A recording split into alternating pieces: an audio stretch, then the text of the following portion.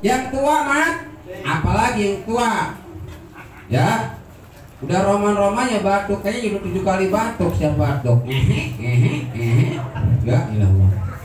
Bisa-bisa gambarkannya gak udah dekat pada mati kan. Yang kaya mati apalagi miskin mah, ya dekat pada mati mau berobat punya duit. Iya. Kalau yang kaya bisa disambung, nggak bisa banyak diobatin terus. Tapi ujung-ujungnya mati-mati juga. Ya namanya mati memang udah kewajiban. Kullu nafsin dha'iqatul maut. Setiap yang ambekan, setiap yang bernyawa akan diakhiri dengan kematian. Yakin nggak? Yakin kita semua bakal mati menghadap Allah. Inna lillahi wa inna ilaihi. Kita ini punyaan Allah. Allah yang punya kita. Kita semua milik Allah. Jasad kita milik Allah, ruh kita milik Allah. Allah yang menciptakan suatu saat diambil. Mau bagaimana? Gak bisa nolak. Bagian juara komisang bakplang. Wah penjawara udah bendonya gede, kalau jalan koplak bendonya gede. Komisang ngembak kalau marah. Oh, balik tak tinggal siapa beri logo buat tenggal. Mati ujung-ujungannya. Oh, makanya itulah ingat akan mati mengurangi kesombongan kita. Manusia nggak ada yang bisa menolak daripada kematian. Jangan dirahmati Allah Subhanahu wa ta'ala. Ya kita yakin kapanpun saatnya kita bakal kedatangan yang namanya mati. Makanya kalau kita udah mati, bagaimana? Nabi menyatakan idza mata Adaman qafa amalus. Apabila manusia mati, putus seluruh aktivitas dalam kehidupannya. Ya, biasa ngerokok baik, mati ngerokok enggak. Kalau udah mati ngerokok kelihatan bukan orang jurinya. Mudinya kali ya. Ngerokok berhenti, makan nasi berhenti, kopi hitam berhenti, kopi susu berhenti, nenen berhenti. Ibu-ibu udah ketawa baik. Jangan ngeres dulu bu. Nenen sapi, panenin orang. Susu sapi, nyusu berhenti, ngopi berhenti, makan nasi berhenti, makan buah berhenti, semua berhenti. Kalau udah mati mah, sholat juga berhenti, ngaji juga berhenti, berantem juga berhenti. Apa kerjanya? Tidur doang. Tidur selama-lamanya. Makanya kita sudah mati, seluruh aktivitas dalam hidup itu semuanya putus, berakhir semuanya. Illa min salasin, kecuali 3 perkara nih. Yang walaupun kita sudah mati tetap ngalir baik pahalanya. Mana yang pertama? Shadaqatin jariyah, sedekah jariyah. Makanya kalau kita mumpung masih hidup punya rezeki, jangan malas sama sedekah. Oh, gue bangun musola nih, apa perlu musola nih, gue menyumbang yang membuatnya semen sesak.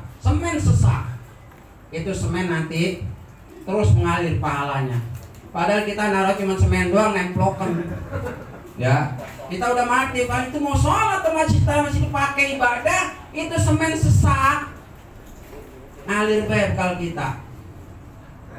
Tuh, nyampe pahalanya. Apalagi kalau umpamanya bukannya semen, pasirnya setrek, semennya setrek, behalnya, pokoknya sampai rapi dia semua. Wah, luar biasa. Gede banget ya. Iya. Semuanya andilnya gede. Jadi bangunan satu dia semua yang nekel. Wah, luar biasa ini. Sampai itu musola jadi, itu musola dipakai ngaji, dipakai sholat, dipakai beramal ibadah. Siapa yang bangun itu musola? Si A. Dia udah mati yang bangun, ngalir baik pahalanya ke dalam kubur. Tiap itu musola dipakai sholat dia adem dengerin. Tiap itu musola itu ada yang azan dia adem dengerin di dalam kuburnya. Oh, dipakai anak-anak ngaji dia adem dengerin dalam kuburnya. Jadi begini, kalau kita amal solehnya banyak mah, sedekah jariyahnya banyak mah, kita di dalam kubur itu seperti kita punya kontrakan 100 pintu. Bukan dunia baik kita punya investasi kayak gitu, di akhirat juga sama. Kalau amal ibadah kita banyak, mas sedekah kita banyak, nanti kita di sana laksana kita punya kontrakan minimal 20 pintu dan tinggal uncang gangge. Ngapa-ngapain tiap bulan nampanin dari pintu ono. Yang pintu ini umpamanya 800, yang ono bagian bagusan dikit pas juta. 20 pintu kalikan bae berapa duit? Tinggal uncang kaki, nggak ngapa-ngapain. Oh, ya Pak Lurah ya. Ya. Tuh, tinggal uncang kaki doang. Enak banget tuh. Itu gambaran dunianya. Dunianya aja begitu, apalagi akhiratnya.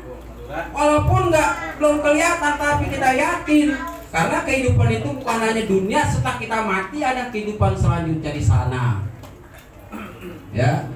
Hidup di dunia mah ya Allah, paling berapa tahun? Dulu kemarin tahun 90-an saya masih kecil. Sekolahnya masih SMP. Sekarang tahun 2020 laki-laki, anak 4, bini baru 1. Hah? Bagaimana gitu mah? Urusan belakangan. Anak 4, udah jadi laki-laki, udah tua, umur 46 tahun. Nah, paling kalau dihitung-hitung berapa tahun lagi? Kalau kita ngelihat umur Nabi cuma 63 tahun, yang udah kita jalanin 59 tahun, 11 bulan. Itu berapa lagi coba? Sebulan lagi, Masya Allah, mau lari kemana lah coba, nyampe kemana sebulan lagi? Tuh. Jadi umur dunia itu sementara. Wamal hayatud dunya illa mata'ul ghurur. Jadi yang pertama yang tidak akan terputus adalah sedekah jariyah. Jadi kalau kita punya rezeki, punya harta, jangan males kita sedekah, ya. Nah, sumbangkan, enggak gede-gede, enggak semuanya. Tuh, ya, itu akan jadi sedekah jariyah kita yang akan kita terima nanti manakala kita sudah meninggal dunia, mengalir terus ke alam kubur. Ya. Percaya nggak? Percaya nggak? Harus percaya. Kalau nggak percaya murtad. Naudzubillah min dzalik. Kita kan orang Islam. Percaya sama Nabi kita. Ya, kita marah Nabi kita dihina, marah nggak? Marah tuh. Prancis di boykot. Produk-produk Prancis jangan ada yang beli. Gara-gara Presiden Macron, ya, Emmanuel Macron melecehkan Nabi Muhammad, membuat kartun Nabi Muhammad. Wah, luar biasa, menghinakannya nih, luar biasa sangat. Ya, orang begini kalau ada di depan kita tendang aja nih, Macron ini ya. Berani banget dia melecehkan, menghina Nabi kita Muhammad Sallallahu Alaihi Wasallam. Ya, kita percaya dengan sabda beliau, dengan hadis beliau. Untuk apa? Untuk kita. Beliau selalu mendambakan kita supaya masuk surga. Ya, tuh. Jadi yang pertama adalah sedekah jariyah. Yang kedua, au ilmin yuntafabi, atau ilmu yang bermanfaat. Dia masih hidup, pokoknya punya murid banyak, guru ngaji, atau dia punya ilmu diamalkan sehingga orang-orang itu punya ilmu dari jasa dia. Tapi jangan ilmu yang salah. Kalau umpama dia semasa itu mengajarkan ilmu santet, ilmu perlu diajarkan. Yang ada apa? Kemplangan dulu. Kenapa? Ilmunya orang bener. Kalau ilmu manfaat ya, dia punya ilmu macul, gua ajarin dia bisa macul, nanam ilmu tani, ajarin. Berkat jasa dia bisa nanam bisa nanam anggrek, bisa nanam pohon apa-apa, bisa berhasil. Itu ilmu manfaat namanya. Bukan ngaji doang. Oh, dia punya ilmu ngebengkel umpamanya nih. Berkat jasa dia banyak yang bisa bengkel motor, bengkel apa, berkat jasa diajarkan. Jangan pelit punya ilmu mah. Yang punya ilmu takut kesaingan. Bisa ngaji takut kesaingan, nggak mau ngajarin ngaji. Kalau dia bisa ntar mau disaingin. Naudzubillah min dzalik. Jangan. Mumpung kita masih hidup, banyakin amal. Kita beramal, punya ilmu, amal dengan ilmu kita. Kita punya duit, amal dengan duit kita. Kita punya tenaga, amal dengan tenaga kita untuk manfaat. Insya Allah tuh nanti kalau kita udah mati ngalir pahalanya. Paham nggak? Paham nggak? Nah kalau kita punya ilmu dagang, ajarin orang yang nggak bisa dagang nih. Dagang begini. Sama itu. Sehingga maslahat buat orang yang diajarin sama dia sudah bisa hidup dengan ilmu yang diberikan. Tuh sama ilmu yang bermanfaat. Atau kita bisa ngaji, ajarin ngaji. Yang tadi nggak pada bisa ngaji, diajarin bisa ngaji, akhirnya pada pinter. Terus nambah yang namanya ilmu itu kalau kita amalkan nambah, betul nggak? Ilmu apapun, kalau kita ajarkan nambah. Tadinya yang bisa cuma kita doang. Karena banyak yang belajar sama kita, 10 orang bisa semua ya. Tuh nambah kan ilmu. Makanya jangan kita susah, jangan kita pelit kalau masalah ilmu. Jangan kita takut disaingin, enggak. Ya, tambah berkah kalau ilmu kita amalkan. Itu yang kedua. Yang enggak putus. Yang ketiga, awaladin sholih, yakulau atau anak soleh. Nih, ini tabungan luar biasa, nih celengan luar biasa kalau kita punya anak soleh.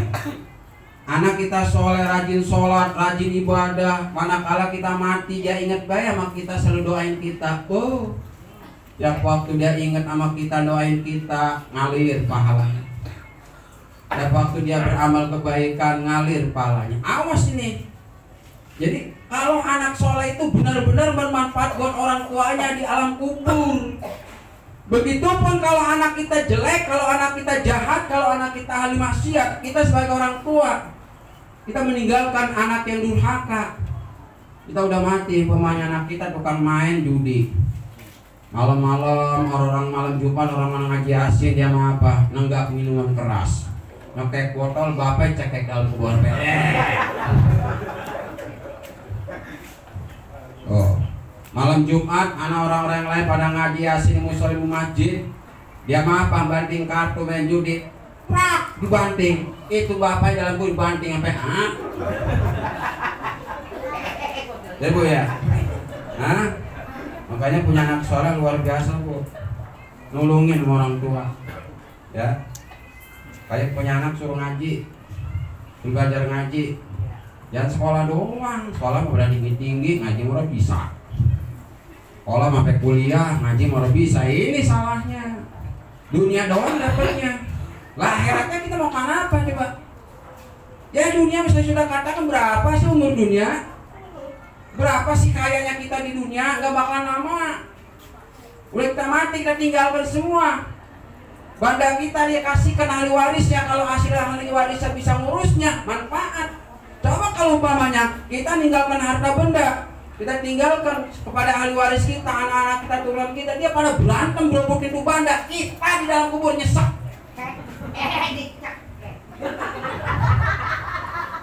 Anaknya 5, ditinggalkan tanah umpamanya 1 hektar, udah seperti dibagi-bagi, udah mati. Ya. Yang anak yang paling gede, gua mah orang mau kalau sama, pokoknya gua paling gede. Siapa yang menghalangin gua tenggak. Yang nomor 2 begitu juga orang mengalah, orang lain semua berkeras-keras, pada merebutin tubuh Anda. Boro-boro ingat bapaknya, boro-boro itu tadi jualkan kal bapaknya, sedekah buat bapaknya, direbutin berantem siang malam. Masya Allah. Itu bapak dalam kubur jerit, ya Allah, mengapa begitu anak saya? Kata malaikat, gue lu ngajarnya kayak apa? Lu salah ngajarin sih. Makanya begitu. Coba kalau ngajarin bener mah begitu. Ya, jadi itu kalau berebutan tuh bangga. Boro-boro dia doain bapaknya, boro-boro dia doain maknya. Masya Allah. Kenapa yang namanya orang mati? Nabi bersabda, mal maitu fil qabri kal gharikil mugawis yantazir da'watam min ahli. Yang namanya orang udah mati dalam kubur itu seperti orang hanyut. Minta tolong. Oh, Anda. Minta tolong duluan. Tolong dah. Yantaziru da'watam min ahli, nunggu doa keluarga yang masih hidup di dunia, nungguin. Ya Allah, nungguin doa. Mana anak-anak gua doain gua apa enggak? Makanya di dalam kitab Fathul Mu'in, Syarah Fathul Mu'in terangkan orang yang meninggal dunia, dia punya meninggalkan ahli waris yang ahli maksiat, gak pernah ingat sama dia. Kata itu ahli kubur, kebina-bina amat anak gua. Kenapa lu ulang gak ingat sama gua? Padahal banda gua lu makan, padahal harta gua lu kuasain, padahal semua gua tinggalkan buat lu. Tapi kenapa lu gak ingat gua di dalam kubur? Gak ada yang doain gua, gak ada yang nyedekain gua, gak ada yang ngajiin gua, gak ada yang beramal soleh bekal gua. Itu di dalam kubur bapaknya jerit, nangis, terseduh-seduh. Masya Allah. Kira-kira kasihan ya kalau kita kayak gitu? Mau nggak kayak gitu? Makanya mulai saat ini perhatikan pendidikan anak kita, didik pendidikan agamanya, biar supaya anak kita jadi anak soleh. Anak saya minimal dia ingat sama orang tuanya, ya. Dia ngirimin Fatihah buat orang tuanya. Karena orang udah mati mah umpannya Fatihah, bukannya jeruk. Nah, iya, jeruk. Ya, jeruk kan bukan ibu-ibu. Ya, orang udah mati mah umpannya suguhannya Fatihah sama kulhu sama zikir. Nasi putih mah jangan suka disediain, orang bakal dimakan, paling semut dimakan. Iya. Ini lebaran penting banget bocah. Beli sirup. Bapak lu mah gak masih hidup doyan banget sama sirup. Bikin nasi putih itu yang wangi. Bapak lu mah masih hidupnya doyan banget nasi putih yang wangi, campur uduk. Bikinin, wah. Dikira dimakan, hidup makan semut mererot. Ya. Lama-lama busuk. Ya. Allah, ya itu mubazir yang menyanyiakan makanan dosa malahan. Kirimin Fatihah, kirimin doa, sedekah, tuh, ya. Jadi empannya orang yang udah meninggal dunia mah kirimin Fatihah, kirimin kulhu, kasih sedekah. Sedekah dengan hartanya kemana ke masjid ke musola ke majelis taklim ke anak yatim ke kaum duafa kayak yang mereka butuh bantuan. Sedekah nih buat bapak gua. Nyampe nggak? Hah? Yakin? Oh, saya tanya. Kalau bapak mengirim wesel atau ngirim paket, kira-kira kalau nggak nyampe pulang nggak? Balik lagi nggak? Alamatnya salah, balik lagi. Sekarang kalau bapak sedekah buat ahli kubur, kira-kira pulang lagi orang? Kan berarti nyampe, betul nggak? Nyampe ke sono. Bisa takut kita sedekah mah buat ahli kubur kita ya. Karena ahli kubur itu kalau kita sedekahin, dia luar biasa gembiranya sampai ngomong begini, saya nggak pernah merasakan bahagia seperti ini di dunia ketika kita kirimin sedekah. Oh, ya. Kalau kita kirimin sedekah. Bapak Ibu jangan dirahmati Allah Subhanahu wa taala. Di malam ini kita sekalian ngaji tentang masalah kematian, dan ingat bahwa kematian itu pasti akan datang pada kita. Gak pernah salah malaikat Ijrail nyabut nyawa, sebab setiap hari, tiap malam malaikat Ijrail itu ngintai kita 5 kali. Masing-masing kita diintai nih. Lagi tidur diintai, lagi duduk diintai, terus kita ini ditengok terus sama malaikat maut. Makanya malaikat maut itu nggak bakal salah nyabut nyawa, nggak bakalan salah sasaran. Beda sama kita mah kadang-kadang ngasih bansos aja masih salah sasaran. Biasanya gitu. Iya, turun bansos yang kenyang yang apa-apa.